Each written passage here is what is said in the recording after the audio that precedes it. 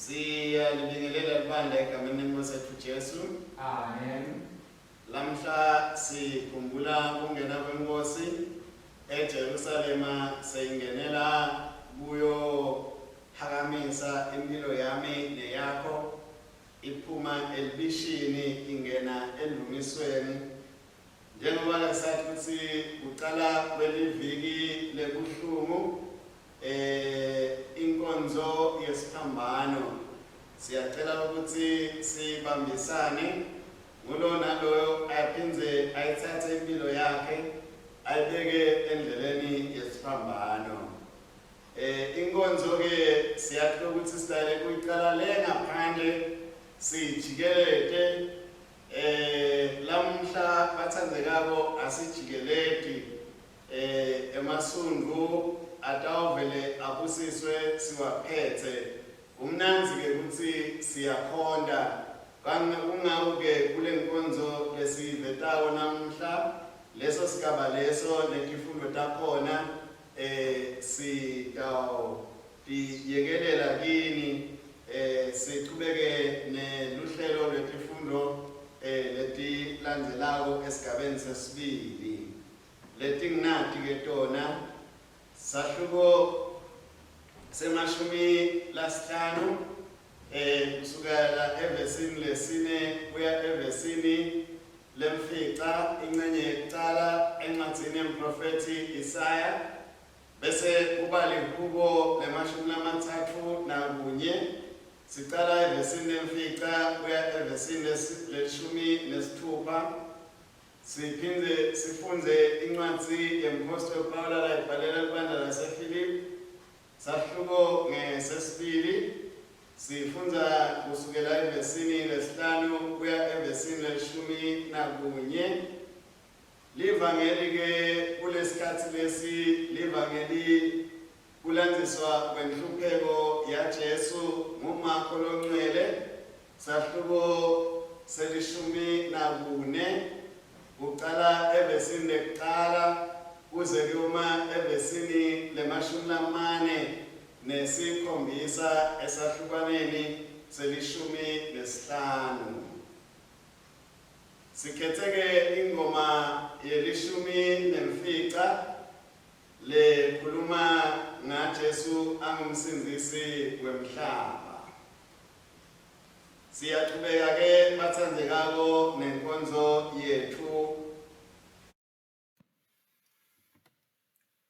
Siyabonga kakhulu ke bazalwane, njoba namhla ke kulisonto lemasundvu, inkonzo yethu sitawuyiqala ngendlela lengakajwayeleki. Sitawuyiqala ekhasini 172 anzuba sichubekela emakhasini lesiwajwayele. Sitawukhala ekhasini lelikhulu namashumi lasikhombisa nakubili. Bazalwane kuKristu, ngesikhathi salenti besilungiselela ngemisebenzi yeluthando nekuti nikela kugubha umkhosi weliphasika lenkosi yethu. Namhla sesihlangene ndzawonye kugubha lomkhosi ngesizotha, sihlangene nelibandla lonke emhlabeni wonke jikelele. Kristu ungena edolobheni lakhe kucedzisa umsebenzi wakhe njengemsindisi wethu, kuhlupheka, kufa nekuvuka futhi. Asihambeni naye ngekukholwa, sithi sihlangene naye etinhluphekweni takhe, sihlanganyele naye empilweni yakhe yekuvuka. Sesitawuthandazela ke masondvo bazalwane, asithandaze. Nkulunkulu lophakadze, busisa lamasundvu, wabusisele kusetshenziswa ngithi, siphe kutsi tsinele siwemukele, simphakamise njalo njengenkosi, simthandze njengemsindisi Jesu Kristu indvodzana yakho, inkosi yethu. Amen. Sifundvo lesitholakala evangelini ngekulandzisa kwaMarko longcwele, sahluko selishumi nakunye, siqala ke esahlukaneni sekuqala, Mark chapter 11 verse 1. Bathi kube basondzele eJerusalema, sebasedvute neBhetifage neBhethani ngasentsabeni yemincumo, Jesu wathumela abafunzi bakhe lababili wathi kubo, hambani nize ningene edolobhaneni lelimacondzana nani, nitawukhanza kukhongwe lithole lembongolo, lelingazange seligitshelwe. Nifike nilikhumule, nililethe la. Nakukhona lonibutako athi nikwentelani lokho. Nibothi ingosi iyalidzinga italibuyisa masinyane. Bahamba-ke labo lababili, balikhanza lelithole likhungiwe ngasesangweni ngephandle kwemuti nasemgwaqweni balithukulula. Labo labebeme lapho bababuta bathi, nentani nilikhumulelani lelithole? Abatshela lokho bebakutshelwe nguJesu. Nembala abantu babayekela bahamba. Baliletha kuJesu lelithole, bagaqata ingubo tabo etikwalo. Jesu waligibela. Labanyenti bendlala tingubo tabo emgwaqweni, labanye bendlala emagala etihlahla lebekawagawule esigangeni. Labo labebahamba embili nalabebahamba ngemuva babememeta bathi, Hosana, ubusisiwe lotako egameni lenkosi. Ubusisiwe umbuso lotako wababa Davide. Hosana kulelisetikwa konke. Leli livangeli la Kristu. Akadunyiswe Kristu umsindisi wethu. Tawuchubeka ke bazalwane inkonzo njengoba sisesikhathini se-COVID-19 singeke situngelete kodwa sitawuthatha emagala ethu nemagatsha ethu sichubeke nayo inkonzo yemasundvu egameni lenkosi. Amen. Asithandaze. Nkulunkulu Somandla, tithi tonke tivulekile kuwe, tifiso tonke tatiwa nguwe, kute lutho lolufihlelwe wena, geza ngicabanga titito tethu, ngemphefumulela kuto moya wakho longcwele, kutsi sikutsandze ngalokuphelele, silithumise ngalokufanele igama lakho lengcwele, ngaJesu Kristu inkosi yethu. Nkosi sihawukele, Nkosi sihawukele, Kristu sihawukele, Kristu sihawukele, Nkosi sihawukele. Nkosi sihawukele. Mangabe sithi side sono siyadiyenga neqiniso alikho kithi, kepha nasivuma tono tethu uNkulunkulu wethembekile utasithethelela tono tethu aphindze asihlambulule kuko konke kungalungi. Asivumeke tono tethu siqinisela ngaloqinisekile kugcina imithetho kaNkulunkulu, siphile ngothando nangekuthula nabo bonke abantu.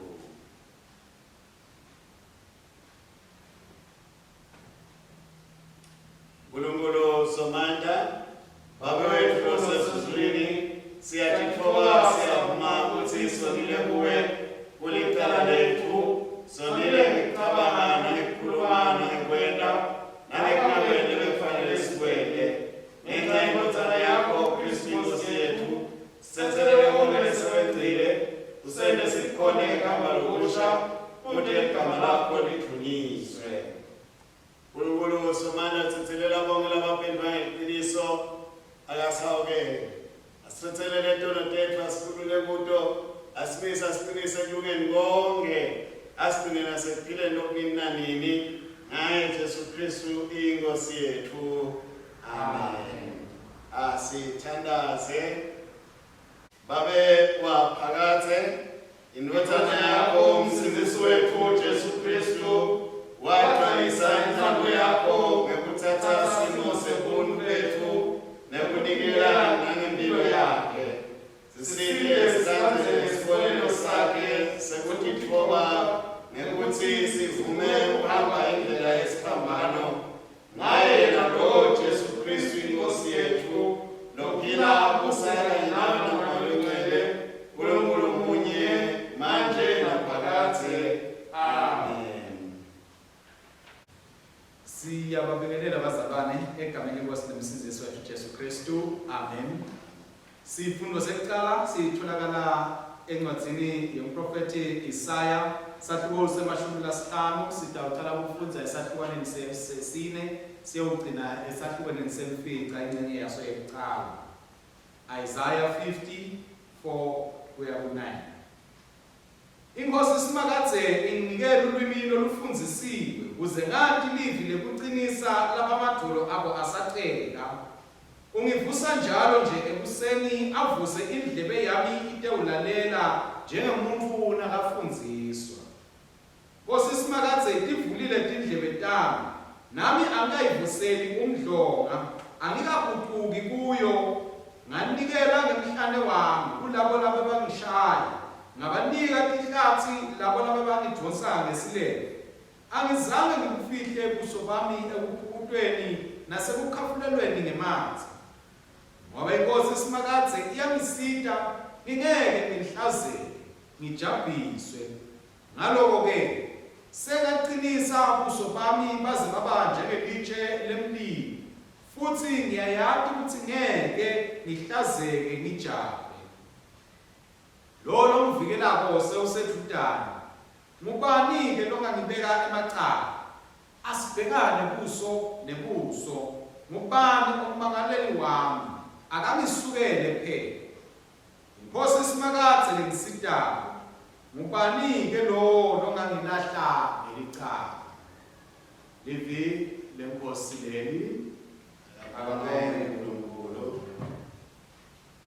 Ngibingelela bandla egameni likaJesu. Amen. Lihubo lanamuhla, lihubo le-31.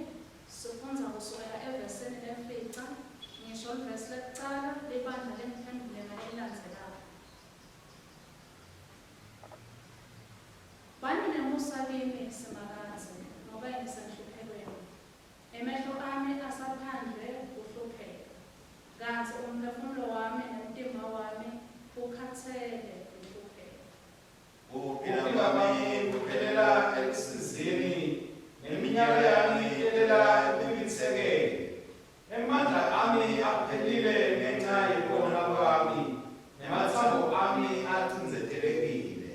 Sengaba yinhlamba ngenxa yalabamelene nami, ikakhulu kubomakhelwane bami. Labakibo sebayangesaba, ngangihlangana nabo endleleni kaGibheli. Angisakhunjulwa ngumuntu, ngifana nalofile. Senginjengembida lefile yalahlwa entaleni. Yebo, ngiva labanyenti bayangihleba. Ngihlala ngethukabanya. Bangakhela emacebo, bahlose ukungibulala. Kodwa mina ngithembele kuwe Simakadze ngithi wena uNkulunkulu wami. Akuthunyiswa uyise nendodana nomoya omngcwele. Njengoba kunjalo ekuqaleni kusenjalo nanyalo, kuyawuba njalo kude kube kunanini. Amen.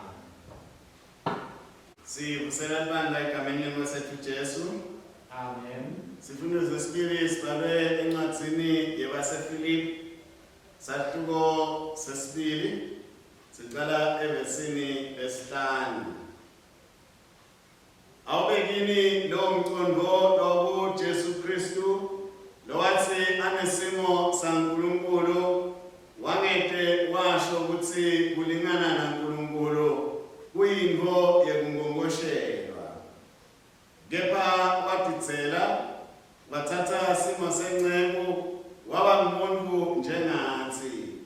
Wathi atholakele anjengemuntu ngesimo watitfoba walalela wadzimate kwaba ngisekufeni, yebo ekufeni kwesiphambano. Ngakho-ke uNkulunkulu wamphakamisa kakhulu, wamnika libito lelingetulu kwemabito onke, kude kutsi ngelibito la Jesu emantfolo onke aguqe, alabasezulwini newalaba semhlabeni nelawabangaphansi kwemhlaba, netilimi tonke tivume kutsi Jesu Kristu uyinkosi, kube ludumo kuNkulunkulu longuyise. Livi lenkosi leli. Ababonge uNkulunkulu. Ingoma leyandulela uVangeli, ingoma ye-19. Jesu umsindisi wemhlaba. Sitawisho sonke kanye kanye. ingoma yeshumi nemfica ekhasini 358.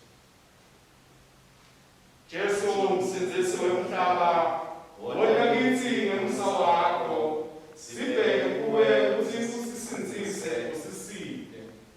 Wakhulula abantu bakho ngesiphambano nangenkukhwa kwakho, sibheke kuwe ukuthi usisindise usisinde. Wabasindisa abafundi bakho sebatawukuba, sibheke kuwe ukuthi utawukuba usisinde. Ngesikawu sakho lesikhulu, sikhulule emaketaneni ethu, seselela konke abantu bakho bonke. Ibonakalise ukuthi ngumsindisi nomkhululi wethu onemandla. Sisindise usisinde kude sikudumise. Nkosi Jesu Kristu, wona manje uhlale nathi, yibe imithandazo yethu, ube nathi nini nanini. Nase ufika ngenkathumulo yakho, sele sibe munye nawe, sihlalisane nawe embusweni wakho. Akuyisolise nenkothana namalo ngcwele, njengoba njalo ekuqaleni kusenjalo nanyalo, yakwanjalo kutempeli nanini. Amen. Ukuhlupheka kwenkosi yethu Jesu Kristu nokulandzisa kwemvangeli Marko Longcwele sehluko se-15 sifundza kusukela evesini lekucala.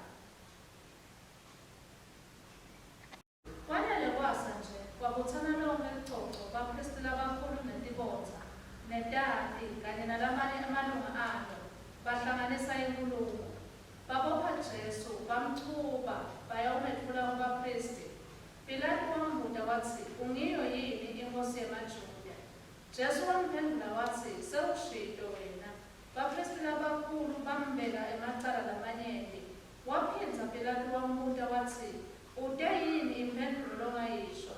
Buka kutsi bakubeka emacala lamanyenti kangakanani. Kodwa Jesu akabange asamphendulanga lutho. Lokho kwammangalisa kakhulu Pilato. Kulomkhosi-ke Pilato abevamise njalo nje kubakhululela siboshwa sibe sinye lesicelwe ngulesicuku. Ngaleso sikhathi bese bekunesiboshwa ejele lesasinguBaraba. Sasiboshwe kanye nalabanye lababevukele umbuso ngekususa tiphithiphithi nangekubulala. Sicuku sabantu sasondzela kuPilato samncenga sathi asendele leso sisa njengemihleli. Pilato wase uyabuka uthi, niyafuna yini ukuthi nginikhululele inkosi yamaJuda? Pilato abesabonile ukuthi bapristi labakhulu bebaphethwe ngumona nje lokuthi baze balethe Jesu nakuye. Kodwa bapristi labakhulu bafaka umoya nesixuku ukuthi sicele Pilato asikhululele Baraba hayi Jesu. Pilato waphindza wathi kubo, ngidakwentani ngalo muntu lelithi inkosi yamaJuda? Bamemeta kakhulu bathi, mbethele esiphambanweni. Pilato wathi kubo, ngani? Wendeni lokungalungi? Kodwa bamemeta kakhulu kunakucala bathi, mbethele esiphambanweni. Ngakho-ke Pilato atsandza kujabulisa licumbi wabakhululela Baraba. Jesu asabanjabuliwe. Pilato wabe sewuyamnikela esicubwini ukuthi siyawumbethela esiphambanweni. Emasosha achuba Jesu amngenisa ngaphansi kwesigodlo saPilato. Ase abita yonke impi yemasosha amembathisa umjimba lobovu webukhosi. Eluka umchele lonemanyeva awuhlisibetela enhloko yakhe. Ase amshayela sihluthu athi, bayethe inkosi yamaJuda. Abehle ashaya enhloko ngenduku yenhlangamlambo, amhafulele ngemathe, aguce embi kwakhe, amkhothamele, asamphutile aze enela, ase ayamkhumula lomjimba lobovu webukhosi, emembathisa ingubo yakhe, amphiphela ngaphandle, aya kumbethela esiphambanweni. Emasotsha asesendleleni ahlangana nendvodza yaseSirene, libito layo lalinguSimoni. Beyiphuma emaphandleni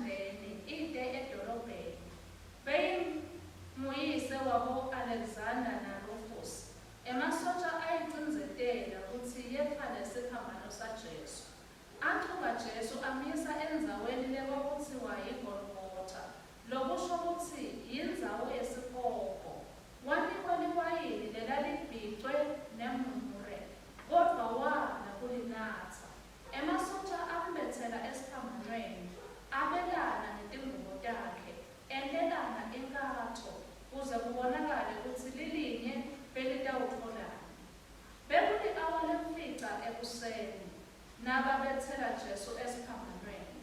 Satiso selicala lakhe lela sasibhalwe esiphambanweni besithi inkosi yamaJuda. Kwabethelwa kanye naye tigelelece letimbili, lesinye nesekudla, lesinye nesencele sakhe. Ngakho kwagcwaliseka umbhalo lothi wabalwa kanye nentombi. Bantu labadlulako lapho babemethuka banike netinhloko bathi, wo, wena longabhidlitela ithempeli ubuye ulakhe ngemalanga lamathathu, tisinzise phela, wehle lapho esiphambanweni. Nebaphristi abakhulu kanye nentati temthetho bahlekisa ngaye bathi wabasinzisa labanye, kodwa akasakwati ukuthi sinzisa yena. Nangu-ke Kristu inkosi yaba-Israyeli, sale wehla lapho esiphambanweni kuze sitewubona sikholwe. Nalaba ababethelwe kanye naye nabo babemethuka. Kwathi ngeli-awa leli-12 emini kwaba mnyama emhlabeni wonke, kwaze kwaba li-awa lesithathu. Ngalelo awa Jesu wakhala ngelizwi elikhulu wathi, Eloi, Eloi, lama sabachthani, lokusho ukuthi Nkulunkulu wami, Nkulunkulu wami, ungishiyelani? Labanye lababekhona lapho nabamuva bathi, asenimuve, ubika Elijah.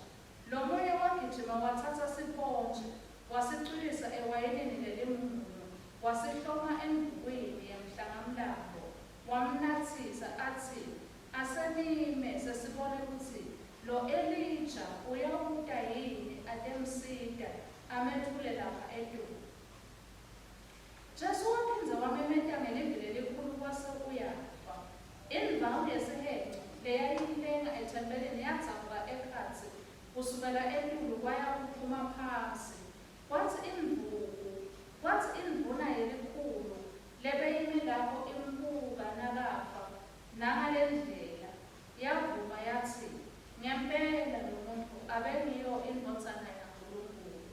Bekukhona nebafati labebabuka beme kucala. Emkhatsini wabo bekukhona Maria wasemagadala naSalome naMaria unina waboJosese naJakobe labemncane. Labo-ke ngulababanaye aseseGalile babemsika bamhola.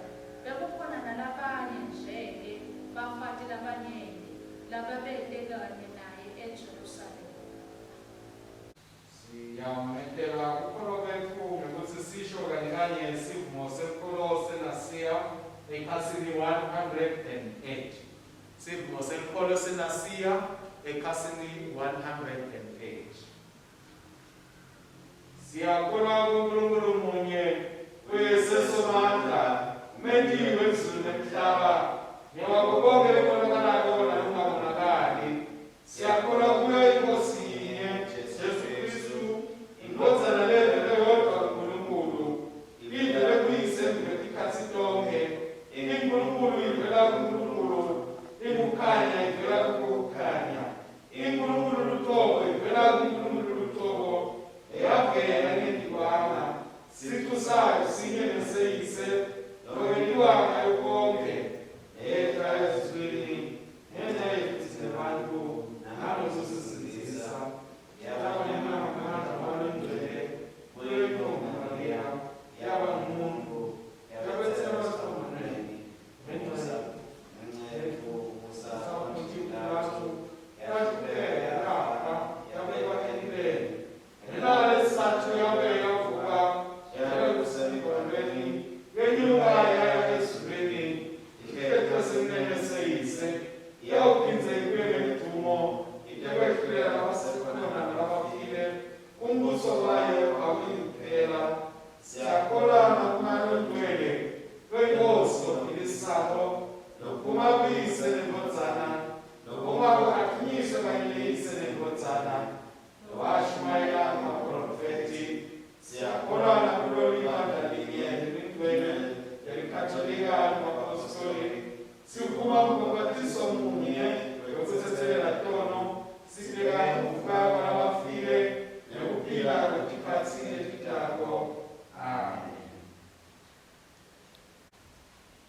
Sibabingelele bazalwane ngalo lisonto lemasunvu, isonto lalapho sikhumbula khona ukunikela kwayo inkosi yethu Jesu Kristu, sikhumbula ukuqala kwayo ukuhlupheka kwayo inkosi. Tifundo ke bazalwane njengoba bese sesivile ke Isaiah sahluko sesihlanu sesishemashumi lasihlanu qala esahlukaneni sesine likubo lemashumi lamathathu nakunye sahluko siqala esahlukaneni semfica kwabaseFilipi sahluko sesibili siqala esahlukaneni sesihlanu livangeli ke lathesa kwamakholongcwele tahluko letimbili selishumi nakune neselishumi nesihlanu. Sihloko bathandekayo lesikhuluma ngaso ukuthi kuba nesibinzi sekumelana netikhathi letimatima. Kuba nesibinzi sekumelana netikhathi letimatima. Namhlanje bazalwane lisonto lekugcina kiso sikhathi salenti leliqhamuka ke lona lingasaphinto ngekuthi mhlawumbe lisonto lesithupha kodwa bese kupitwa ukuthi lisonto lemasunvu. Njengoba sikubona ke nembala uhlukile emasontweni lasihlanu ledlulile besolo sisebenzisa umbala lokubenze. Namhlanje sisukele umbala lobomvu lokhuluma bona ukuthi sesikhuluma indzaba yokuhlupheka kwayo inkosi yethu Jesu Kristu. Njengoba nje sikhumbula luhambo lwakhe angena eJerusalema asaya kulesihlanu lomkhulu lalapho afike kwasesowubethelwa khona bawuphinde futhi wayovuka sekulisonto. Esikhathini lesiningi abazalwane mhlawumbe ngenxa yaloku lesikubhubhako uma sisebenzisa letifundo tekuqala letivelako rasikhuluma ngalolusuku lolu kuba nekucabanga noma kuba nemqondo ukuthi kwakulusuku lolu lwenjabulo kulusuku lalapho abantu yebo labantu bebajabulile bazalwane ngoba bona bamangala nje ukubona Mesaya wabo angena edolobheni labo lelikhulu batitshela ukuthi nawe lokawusisita lenyalo sesitawehlula emaroma nyalo ke sesifike lesikhathi sekuphaka ibi ungako nje wasinakafika Jesu babe nekujabula abantu bamemeta hosana ngalelisetulu hosana bajabula bathatha emasundu magala bawabeka phansi bathatha tembatho tabo batendlala phansi laqhamuka leso sidongana besigitshelwe nguJesu leyo mbokolo ebegitshelwe nguJesu yahamba etikwawo lawo magala yahamba etikwawo lawo majazi abo lapho bawabeke khona. Akuvamisi ukuthi bese kuyafika etinhlitweni tethu lokhu lokubona bona mbambambamba ukuthi leli lilanga lalapho Jesu Kristu kweva khona kwase kumfikela khona kwase ukukhanyela khona ukuthi kuhlupheka kwakhe sekuyaqala emanje. Siyathi ke ukuthi inkosi yethu Jesu Kristu noma yayikhona isemhlabeni isemtimbeni wemuntu ingumuntu kodwa yayiphindze inkulunkulu futhi yayiphindze ihlala njalo isebudlelwaneni naNkulunkulu. Ngakho lokho kwakutawukwenteka kuleli viki nje lesicala namuhla lesiyasipitha ngethi liviki lelingcwele kwakude lokwakufihlekile emehlweni ayo inkosi yethu Jesu Kristu yayikwati konke ukuhlupheka leyayitawedlula kibo. Ngakho yona bathi bantu bamemeta bajabula benta konke yangena yona edolobheni laseJerusalema inenhlitiyo lebuhlungu ngoba yayathi ukuthi seyingena seyike ukunikela seyingena ukuthi itawuhlushwa seyingena ukuthi abantu batawuhlekisa ngayo seyingena ukuthi itawufika esigabeni lapho itawugcina khona ifika ebuhlungwini bekokuthi ehlukaniswe naNkulunkulu ingene ekufeni. Kodwa ke kwakukhona lokwakuyiphusha noma lokwakuyichilita inkosi yethu Jesu Kristu kokuthi beyathi kokuthi egcineni kwako konke kufanele kokuthi kwenteke inthando yaNkulunkulu ebantwini bonke lokuqoka lokufanele sikugcina kuphetha yinthando yaNkulunkulu. Kwakufanele kokuthi luthando laNkulunkulu lufinyelele kubantu kaNkulunkulu. Ngikho ke lokho kwenda ukuthi inkosi yethu Jesu noma yayisebuhlungwini icabanga lokwakuqawenteka yagcina ithi kufanele ukuthi kwenteke ngoba inhloso yakhe kwakuwukuthi inthando yaNkulunkulu yenteke. Kuleti fundo nje lesithola kubazalwane siyefika esigabeni lapho sitshelwa khona ukuthi waya eGetsemane wayothandaza wathi asathandaza wathi Nkosi kube kuya ngami ngabe lemdzebe iyedluliswa embikwami angedluli kiyo kodwa akwenteki ke yami inthando namhlala kutawukwenteka yakho umthando. Ngakho ke waqhubeka Jesu wathi ngitawuyihamba lendlela. kulesikhathi saleti ke bazalwane lenesiqiniseko ngako ukuthi kube khona tikhathi lapho ufika khona bungadima ukuthi ufuna umuntu usithathe sinqumo. Jesu kwakumfikele ukuthi athathe isinqumo kwakukhona ukuthi abengasuka ngaleso sikhathi avela amemede athi yebabe asiyekele yonke lento sibhubhise konke labantu laba kuphele ukuthi inyanga. Kodwa waba nothando wakhetha ukuthatha ukuthi inthando yaNkulunkulu akusiko ukuthi abantu babhubhe, inthando yaNkulunkulu ukuthi abantu baphile babe nokuphila futhi kuchichime njengoba washo yena ukuthi ngidile ngecela ukuthi ibe nekuphila nibe nako ukuze kuchichime. Ngakho nanathi sibantu ke bazalwane waba nawo Jesu ukuthi kube khona la khetha ukuthi ukhetha kwentani nathi sibantu nje sisekele isikhathi salethi sibe nako ukuthi kube netimba letibita ukuthi umuntu ukhethe ukuthi wendani. Ngiyethemba ukuthi etulu kwako konke sisakhetha abazalwane bekuba khona ukuthi ngiyafisa ukukhetha lokho, ngiyafisa ukwenda lokho, kodwa angeke ngiwende ngoba akusiyo inthando yaNkulunkulu, angeke ngiwende ngoba akusilo livi laNkulunkulu. Netinsuku nje bazalwane kuningi lokuvelile lokubita ukuthi sibantu sikhethe. Namhlanje kuvela tindzaba ukuthi kufanele kujovwe, kufanele ukhethe ukuthi utawujova noma ngeke ujove, kuphinde futhi kufika isikhathi sethi noma ngabe uyajova kufanele ukhethe ukuthi utawufuna ngokuwe noma ujovo ngoba lemijovo ayifanani kusebenza kwayo. Noma sewufika tikhathi lapho bekubita khona abazalwane ukuthi ukhethe ukuthi utawuqarantina, ukhethe ukuthi utawu-isolate, bekufika isikhathi sekuthi ukhethe ukuthi nyalo sivala konke siyemisa akusaqhubeki. Kube khona nje nokuningi lokubitayo ukuthi sikhethe lokumtoka kabazalwane ukuthi nasi sakhetha sifune ukuthi yaNkulunkulu ithando ukuthi ithini yona. Masifunza ke encwadini ya-Isaya siphinde sifunza lekubo lanamuhla siva indzaba yesiprofetho lesivetayo kulababhalile ababili lababhalako. Lesiprofetho labazivetayo siprofetho sekuhlupheka kwenkosi yethu Jesu Kristu ngokuthi utawuthi nakafika lesigaba lesi abe umuntu letawufika ngokuthi ahlupheke lokuhlupheka futhi nabe katawendlula kiko kuhlupheka le umuntu angeke aze afisele lomunye ngoba kuhlupheka lokuneluhlazo. Lokhu sikuva ngani? Sikuva ngoba siyeva ukuthi nabhala ubhali lapha uveta ukuthi asalungiselela kuyawuya esiphambanweni inkosi yethu Jesu Kristu salungiselela esiphambanweni itawukhafulela. Cabanga ukuthi kunjani ikhafulelwa abantu, itawethukwa, itawudonswa ngisho silevu, iyawushaywa, iphinde futhi ithwaswe emaqala langasiwo ayo. Tonke letinto leti kwakwatiwa ukuthi kulesikhathi lesi kutawukwendeka. Siyaveta siprofetho kwakwati ke Jesu ukuthi lokhu kutawukwendeka. Kodwa ngenxa yokuthi abefise ukuthi kwenteke inthando yaNkulunkulu wathi cha angeke ngale ngoba ngifuna ukuthi umlando webantu emhlabeni wonke kube khona la utawufike bese uyaguquka khona. Ngoba bazalwane mangabe sifuna ukuthi kuguquke umlando ufuna sibe bantu labatawuwathi ukukhetha sikhethe sikwaNkulunkulu lokubona kuphi sihlale kiko sibe kiko nasena njalo umlando uyawuguquka ngoba inthando yaNkulunkulu iyafika bese seyiyaguqula netimo netilukhuni naletimatima bese timo tiyaguquka tibatini. Kuletikhathi leti bazalwane siphila esikhathini lapho sekunemibuto leminingi khona, sekunetimo letiningi lesingasatati kahle khona. Nasibuka umnotho wethu uyantengantela. Nawuhleli nje ubukanyalo uyabona bende ukhuluma ngabo economic recovery. Kodwa nawubuka ukuthi utawuye kanjani, uyabona ukuthi hawu mase sitawungena ewele. Kubese lokubhala imibuto leminingi ukuthi kodwa vele sitawuya.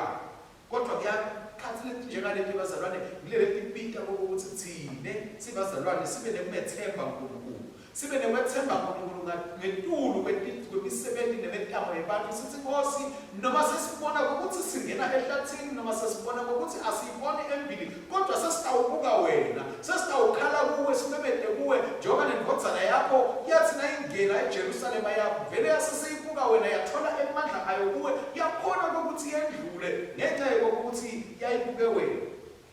Na Jesu ke labazalwane siyathi ukuthi kwathi ukuthi kutawuba nesikhathi esimatima kodwa wabhekisa ubuso bakhe uNkulunkulu. Umbuso ukuthi ke thina nasesibhekene naletikhathi letimatima siphinze sebhekana nazo sithathaphi ngaphandle kwaNkulunkulu ngokuthi sibheke uNkulunkulu ngeke sikwazi kumelana netikhathi letimatima nasitawufuna ukuthi ihambela ngekwethu. sikhuluma nje bazalwane sisakhuluma nyalo ngala uyapha kuyaphela kunyamalala imisebenzi kuvalwa amabhizinisi kujutshwa amaholo labanye kuzothiwa sebenzani ngeke nihole ngoba kude lesitaniholela kona siyepha sithi iholo nalabanye babukile sithi iholo itawukhulisa kuthiwa cha lomnyaka vele kude kukhula kwemiholo kugcina kuze kufike igabende ukuthi sibhanu sesibukana kabi sesiyadonzana sesikhulumisana kabi ngenxa yokuthi lesimo asisiso lesijayelekile kodwa sibitha abazalwane ukuthi lala ukhona khona noma ngabe ngikuphi lokwentekile kuwe ungabese soba umuntu olahlala ithemba yathi ukuthi lala ukhona khona uNkulunkulu angeke avumele ukuthi ushelele inyawo lakho lishelele ngeke uNkulunkulu avumele ukuthi ulahlwe kodwa uNkulunkulu udala iveka lincingana ukuthi wena lala ukhona khona uyawuphila kanjani ngakho bazalwane asithubeke siye embili singapheli emanga indlela yokuthi sikhona kubazalwane bokuthi siphumelele sikhona ukuthi siphile kulezinsuku leti bokuthi sithathe nako lokuphuma lapha esifundweni sesibili lesisahluko sesibili sabaseFilipi nalapho kuthiwa khona awube kithi lo mthondo lo kuKristu Jesu lokwathi noma abe uNkulunkulu kodwa akathathi njengebekuboshelwa leyo watithoba wathobela ithando yaNkulunkulu wathi akwenteke le yakho ithando simakade nathi ingqondo tethu bazalwane nathi tawukhona ukuthi timbadi ingqondo leti tawutithoba phambi kwaNkulunkulu tibe ingqondo leti tawukhona ukuthi timethembe uNkulunkulu tibe ingqondo leti tawukhona ukuthi timlalele uNkulunkulu sitawuphumelela kulesi sikhathi lesikiso kunqoba kuyawuba khona kunqoba kuyawuba wethu bazalwane njengokuphila kwaphakathi siyathenjiswa ukuphila kwaphakathi kodwa siyathi kuze sisifinyelele kiko ufuna sendlule ekufeni into lebuhlungu into lengathandzeki nathi bazalwane uNkulunkulu usithembisile sitawendlula kulesikhathi lesiphila kiso sitawendlula kulokumatima lesiphila kiko kodwa sitawuphumelela sifinyelele ekuqobeni ngoba sihamba naNkulunkulu Jesu wathi bazalwane asayawungena eJerusalem ukuthi bekulechinga lekokuthi abulala bekade futhi kokuthi utawuba nemuntu emkhathini wabafundi bakhe labakatawumlaha labakatawumthengisa kodwa awuzange kumvimba lokho ukuthi aqhubeke ukuthi akwenteke lokho lokuyithandwa kaNkulunkulu nathi bazalwane noma ngabe sitawufika esigabeni lapho sitawuba kwangathi abantu labanye mhlawumbe basihleba abantu labanye basikhuluma kabi abantu labanye basijikela abantu labanye bayasithengisa asathi ukuthi uNkulunkulu angeke asijikele uNkulunkulu angeke asithengise uNkulunkulu utawuhamba nathi utawusiphumelelisa ngisho nalabo bazalwane labasethuthane nenhliziyo tethu njengoba naJudas kuthiwa abesethuthane nenhliziyo yaJesu kodwa egcineni kwabo konke wamthengisa kodwa Jesu akazange abese mhlawumbe sokuthatha kabi konke lokhu kwathi nalokuyithando kaNkulunkulu akwenteke bona ngoba athi ukuthi egcineni kwabo konke lethando kaNkulunkulu yawufinyelela ekuthenini mina nawe sikwadi ukuthi sigcine siyithola impilo yangona phakathi sikwadi ukuthi siphile akusiso akusinophutha ke bazalwane lokuthi leli vangeli lesilifundzako namuhla lingayibuki mhlawumbe indzaba yalokungena kwaJesu ngoba mhlawumbe lapho bekatawugadza ukuthi sitawusifundza ivangeli namhlanje isitshele kuthiwa ngena ke Jesu agibele imbongolo kodwa likhuluma livela indzaba yokuhlupheka kwakhe ukuthi wafika wasesowuyahlupheka emhlabeni kwaze wathathwa waboshwa kwentiwa tonke letinto leti kwaze bayawuthathwa nje uSimon waseSirina bathiwa abamphelekelela bahambe baye naye esiphambanweni kwakumelula ukuthi abengavele Jesu athi hayi sengiyayingena ngiyayishiya ngiyengcola angeke ngikhole lendzaba angeke ngikhole kuyihamba lendlela ngathi bekungcola ukuthi iphilela kahle ezulwini lami angibhubhise yonke lento ngichalele phansi kodwa ngenxa yokuthi wathanza mina wathanza wena wathi ngiyawubheketela kude bese gcineni nathi bazalwane sisamthanza uNkulunkulu sisedlula kubo konke lokuvivinywa lesedlula kiko kulezinsuku leti lesiphila kiko asiqhubekeni sithi Nkosi siyawubheketela kuze kube sekugcineni Nkosi sitawuhamba nawe kuze kube sekugcineni asiqhubekeni bazalwane sithathe inqumo etimumene sithathako simbude uNkulunkulu ukuthi Nkosi sinqumo lesingiswa intando yakho ithini ngoba sisatawuthatha inqumo bazalwane ngoba sesitawendlula ebuhlungwini sendlule kuguleni sindlule ekulinyatweni bantu sindlule ekukhutshweni bantu kodwa kuko konke asadingi ukuthi uNkulunkulu unathi uNkulunkulu futhi uhamba nathi asikapheli emandla asithole emandla uNkulunkulu sithole isibinzi uNkulunkulu sekokuthi sibhekane naletimo letimatima lesibhekene nato njengoba inkosi yethu yabhekana nesimo lesimatima yathi ukuthi ekugcineni kwako konke utawuzuzeka mina nawo nathi asithubekele bazalwane ngoba umvuzo losimele ekugcineni kwako konke mkhulu futhi uyamangalisa kwangathi uNkulunkulu kwabazalwane angaba nathi kule viki lelingcwele siqhubeke sibambelele kuye siqhubeke sihambe kanye naye noma ngabe sesikhangamedane kukhulu lokujani sibambisise kuNkulunkulu lotawusinqobisa lotawusipha ukuthi siphumelele ngayo inkosi yethu Jesu Kristu amen. Asithandaze. Baba wethu siyabonga ukusithumela indodana yakho nekusivulela indlela yokukhulula impilo tethu ngekufa kwakhe esiphambanweni. Siyabonga ngakho konke lokumelwe kulolu suku ukuqala kweliviki lelingcwele lelikhomba ukuqala kweluhambo lolusivetela amandla esiphambano nekunqoba kwekuvuka kwakhe nekuceba kweliqiniso lelithi Jesu Kristu uyinkosi yemakhosi. Nkosi lenemosa sisaqala liviki lengcwele ucula tinhliziyo tethu tibheke eJerusalema ekuphileni ekufeni nasekuvukeni kwaJesu Kristu. Sinza ngekhatsi lithi sipho sekukholwa kuti singakuthumisi ngetindzebe temlomo nje kuphela kepha siphindze simlandzele Kristu nasendleleni leya esiphambanweni. Sisaqhubeka siya emalangeni ethu ekugcina alente sisite sithubeke ekuzileni kwethu nasemithandazweni yalesikhathi qhubeka nekusigcina sethembekile ngoba sathi ukuthi utasigcina sethembiso sakho sekuthi ulilonze livu lakho kude liphumelele. Siyabonga ukuthi indlela takho tiphakeme kunetethu imicabango yakho ijulile kuneyethu. Siyabonga ukuthi bewunelicebo lekusephula usihlenge. Siyabonga ukuthi wena tonke tinto tibe tinsha. Siyabonga ukuthi ubuso bakho bubhekiswe kulabo labangcwele ukuthi uyayiva imithandazo yethu nekuthi uyadati tinhliziyo tethu. Sisite sihlale sicinile sethembekile kuwe. Sisite singalandzeli emave tichuku kepha sisonzele kakhulu kuwe. Uva lephimbo lakho leliphasi sifune ubuso bakho kuphela. Siyakubonga siyakubusisa Nkosi sibonga ukuthi ubusa phakathe nekuthi sendiwe ngetulu saba ngetulu kwebancobi ngaso sipho saKristu. Sisabhubhala umkhosi wekungena kwaKristu eJerusalema ngenhlokomo nekuthokota sibuka ticubu letimkhungetse timkhona timdumisa asingabe sesiyamlahla lapho sekabitelwe kulenga nekufa esiphambanweni njengobe leticubu tena ngesikhathi asaboshiwe asawubethelwa. Asichubeke nekumkhonda njengenkosi levukile ekufeni sitikholwe tetsembiso takhe ngobe sathi ukuthi kuyinkosi.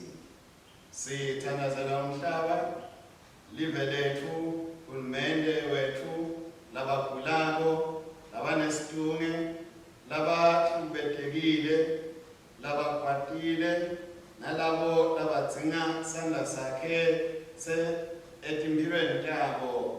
Wena Nkosi wathi kangcono ukuthi sibhekana njani naletimo letinjena ngakho sibheke impendulo letingito kuwe lapho imithandazo yethu siyenda sithulile etinhlitweni tethu. Siyaqhubeka nekuphakamisa njengenkosi etikwetimpilo tethu.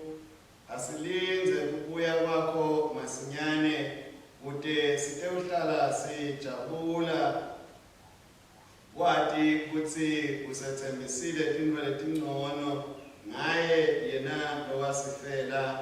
Lokhu sicela egameni lelinemandla la Jesu Kristu. Amen. Amen.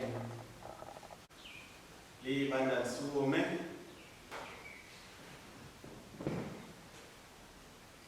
Njengoba-ke sesilungisisiwe ngekukholwa sesinekuthula naKristu Jesu, uthula wenkosi akube nani ngetikhatsi tonke. Akwazi.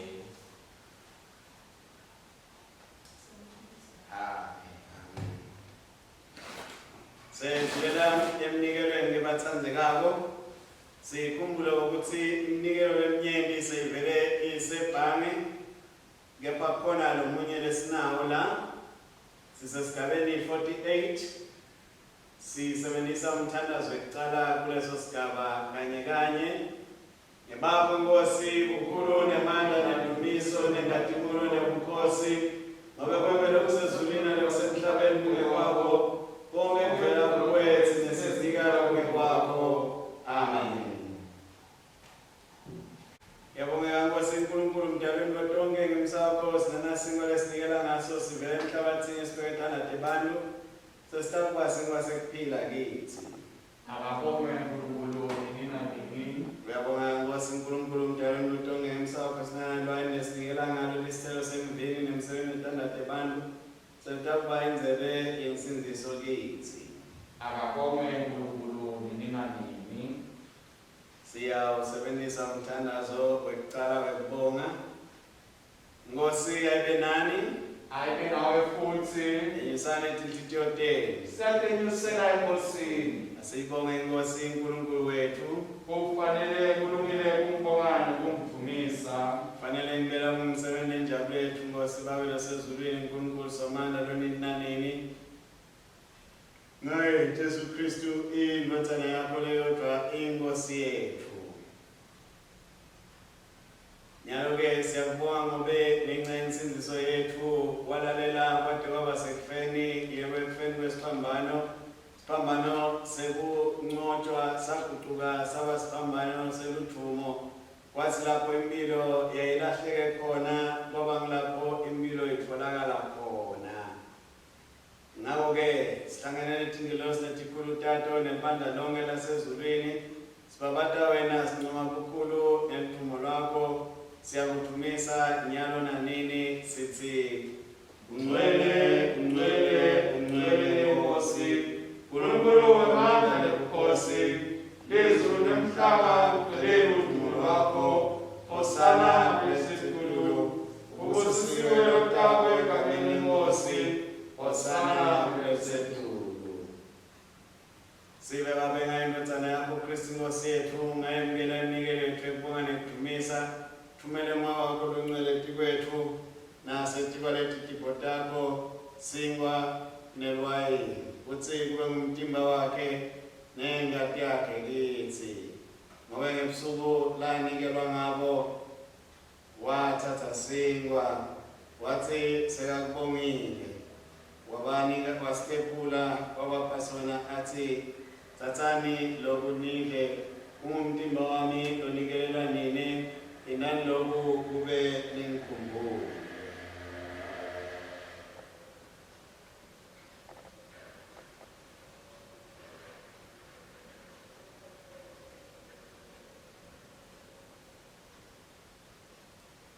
Utsemba ukudla wathatha inzebe sekakubongile wabanika yona athi nathani kuyo nonke ngoba lokhu kuyingadi yami esivumelwano lesisha lokubiselelini nalabanyeni kube kuthethelele tono inani lonke ikhasi lonke tekuyinatha kwenu kube ningikhumbule.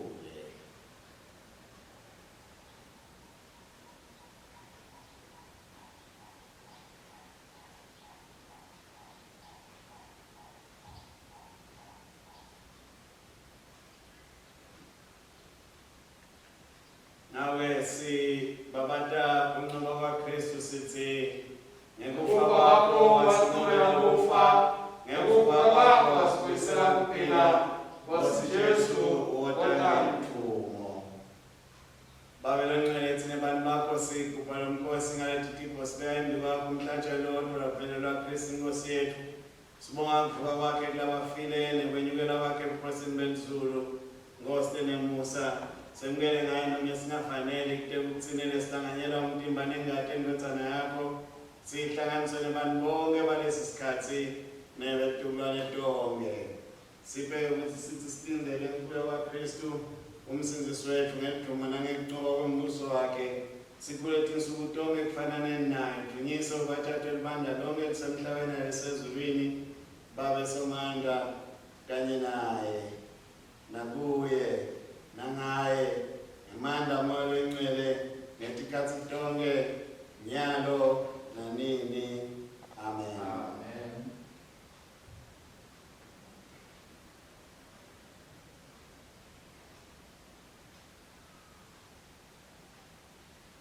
Lekasi 126 sigaba 77. Njengoba Kristu wasifundisa sinesibindi sekuthi Baba wethu osezulwini, alilizwe igama lakho, umbuso wakho awude, inzalo yakho yenziwe emhlabeni njengasezulwini. Siphe namhla ukudla kwethu kwamalanga onke, sithethelele izono zethu, njengoba nathi sibathethela abasonawo. Ungasingenisi ekulingweni, usisinzise kulobubi, ngoba umbuso ngewakho, nemandla nebukhosi, kude kube nini nanini. Amen. Singwa step labo asiye inhlanganyelo yomtimba wa Kristu. Sinele sibanyelisi umtimba munye ngobe sonke sihlanganyela sikwasinye. Bana ya Nkulunkulu Yesu sato notemhlaba sihawukele. Bana ya Nkulunkulu Yesu sato notemhlaba sihawukele. Bana ya Nkulunkulu Yesu sato notemhlaba siphe ukuthula. Ngosike nesihawu Asondelile tafta lako sitema kungamwefu. Eka sitema sausako lesikhulu. Asifanele ngekwetu nekuthani kuthulwa ngaphansi kwalo tafta lako. Kodwa wena uNkosi wangawe awela njalo. Ngakho ke siphe Nkosi nesihawu. Ube sidla kufanele inyama yendodana yakho ethandekayo Jesu Kristu. Sinathe ingadi yakhe. Kude sihlale kuye nakithi. Kude kube nini nanini. Amen.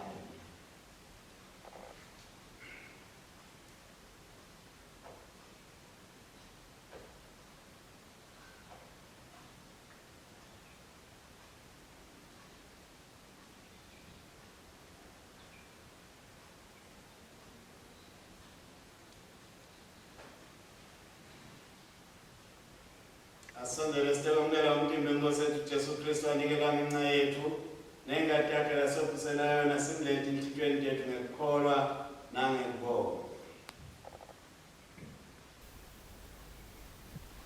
Oh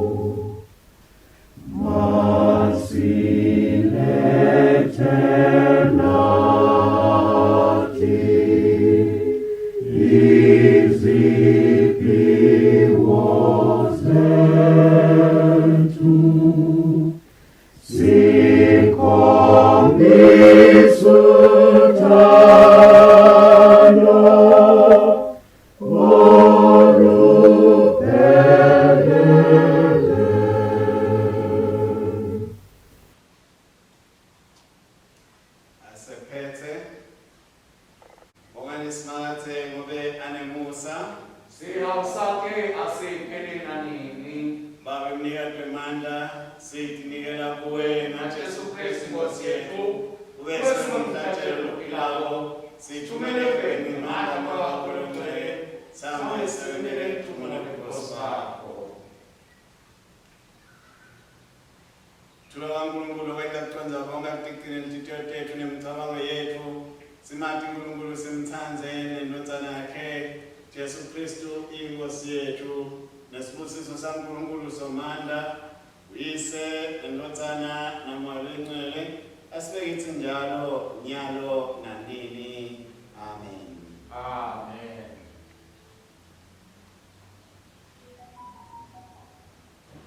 Siyabonga kakhulu ke bazalwane kuba nathi kule nkonzo.